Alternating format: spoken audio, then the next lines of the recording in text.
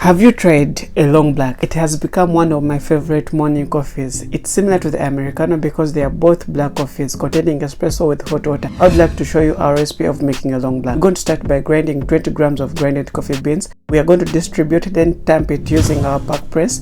For the long black, we start by adding our hot water into the cup. We boil our water at a 70 or 80 degree temperature. This is the perfect one so that you can get the perfect taste of the long black. Then we'll extract the espresso on top of our water. Since we grinded 20 grams of grinded coffee beans, we're going to have a yield out of 30 ml as our espresso yield out. This will give a perfect balance of our long black. You might be asking yourself the difference between Americano and long black. Since you're seeing they are both espresso with hot water, the trick is the long black will extract the espresso on top of the water. Given the taste, you're going to start with a stronger cup of coffee, then later on it's going to lessen. This is because the creamer and the top of the espresso is on top of the water, so you're going to have a stronger cup of coffee for the long black. This is my perfect taste in the morning coffee. If you would like a full detailed video between the Americano and the long black, you can check it. I'll link it here. Thank you so much for watching.